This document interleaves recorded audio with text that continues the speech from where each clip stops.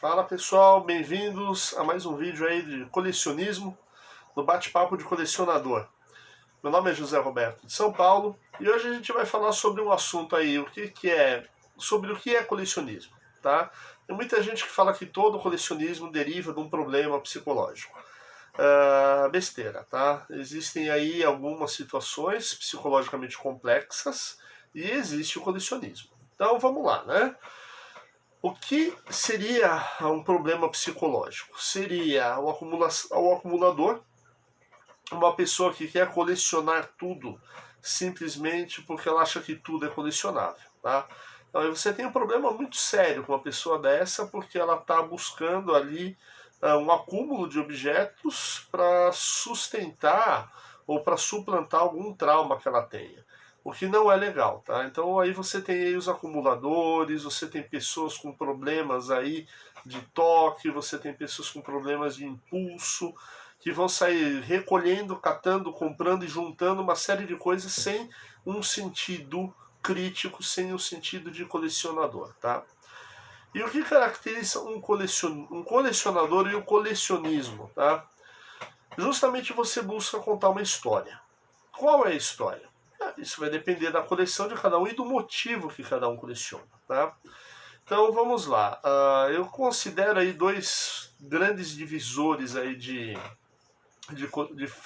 formas de colecionar, que seria o que eu chamo de colecionismo cultural e o colecionismo comercial, tá? Embora os dois tenham cultura envolvida nisso, os dois contem histórias, para mim eles são bem diversos, tá? Que eu colocaria como colecionismo cultural.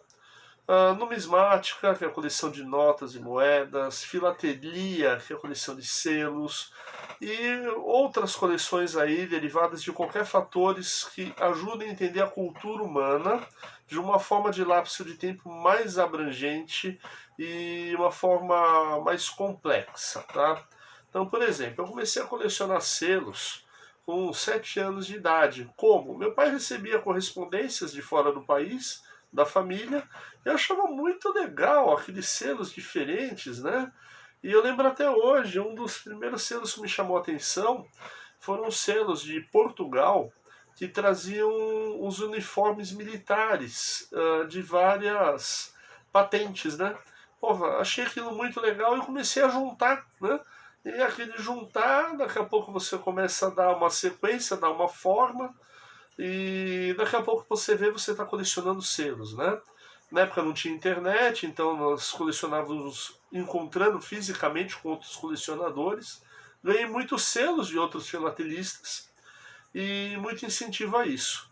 Então eu falo que assim, o que me motiva a colecionar selos hoje, além de ser uma coisa que está comigo aí há mais de 35 anos, é a cultura, tá?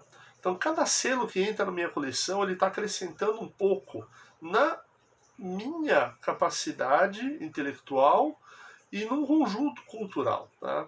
Então cada selo que você pega, eu costumo estudar sobre aquele selo, o que motivou a emissão daquele selo, de que país ele é. Então você consegue entender um pouco da cultura daquele país, você consegue viajar um pouco para aquele país sem sair de casa. Acho muito legal. A coleção de selos para mim é muito interessante. Minha filha, ano passado, começou a juntar moedinha, começou a juntar aquelas moedinhas da Copa do Mundo, e daqui a pouco começou a juntar mais umas outras moedas, daqui a pouco começou a separar as moedas por ano, e quando eu fui ver, ela tinha uma coleção de moedas formada. Aí eu falei para ela, então agora vamos organizar isso, vamos estudar um pouco e vamos deixar essa coleção crescer. E foi muito legal, porque a gente se viu formar uma coleção aí, né? Achei bem bacana isso. E então isso vai a primeira parte do vídeo, tá? Agora vamos para uma segunda parte do vídeo, que é falar o colecionismo aí, que eu chamo de colecionismo comercial. O colecionismo hoje mais comum, figuras de ação, bonecos, bonecas, canecas, latas de cerveja ou qualquer coisa produzida pela indústria com outra finalidade que não a de coleção, tá? E que acaba caindo na mão de colecionadores. Então aí você tem Transformers, G.I. Joe, você tem Falcon, você tem latinha de cerveja, você tem Lego, Playmobil, jogos, livros, E aí vai embora essa coleção, né? Aí cada um coleciona aí o que acha melhor para si. E geralmente essas coleções elas têm um fundo psicológico. Não é um trauma, mas tem um fundo psicológico, tá? Então geralmente essas pessoas costumam colecionar algo relacionado com a infância, tá? Por exemplo, eu adoro Falcon, tive poucos Falcons na infância, também na verdade tive 2, poucas aventuras, foram 4 ao todo, e tive um trauma envolvido, e quando eu fui ver eu estava colecionando Falcon. Adoro Falcon, brinco de Falcon com minha filha, e para mim é uma higiene mental. Só que ele é baseado aí numa compensação de algo que eu não tive quando era criança, até por ser bem pobre quando era garoto, né? Então aí por isso que muita gente fala, nossa, o colecionismo está ligado a um problema. Gente, em 2005 passei por uma crise financeira violenta, eu vendi toda a minha coleção de Falcon, tá? Hoje eu tenho uma coleção maior e se eu precisar eu vendo também. Então aí a gente fala, alguém que tem algum grande problema psicológico faria isso? Eu acho que é justamente essa grande situação. A coleção, ela não pode entrar na vida do ser humano como único objetivo, tá? E aí onde eu procuro aí invocar uma teoria de um psicanalista, Erich Fromm.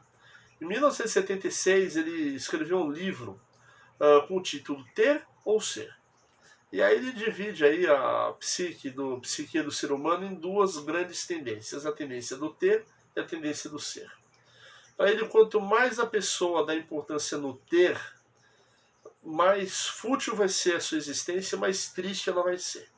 Quanto mais ela der ênfase no ser, mais ela vai se desenvolver como ser humano e mais feliz ela vai ser.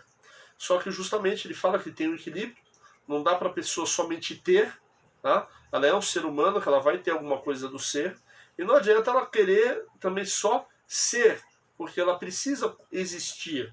E para a existência física ela precisa ter alguma coisa, né? E aí é muito interessante no colecionismo, porque você vê aí talvez uma certa mudança entre ter e ser, tá? Por quê? Uma coleção ela tem que ter um motivo para existir, ou seja, ela precisa ter um motivo para ser. Então, embora você tenha uma coleção, você está no ter, ela tem um motivo para existir, é um ser. Então, é uma parte física, muitas vezes, da própria existência do colecionador. E justamente ela se desenvolve, talvez, uma coleção ao longo de anos, e como um hobby, como uma parte que se desestressa, como algum complemento da sua vida. E talvez isso seja o segredo de um colecionismo saudável. Ele não pode ser o objetivo da vida de uma pessoa. Só que ela tem que ser alguma coisa que ajude essa pessoa a ter uma existência mais leve, mais relaxada.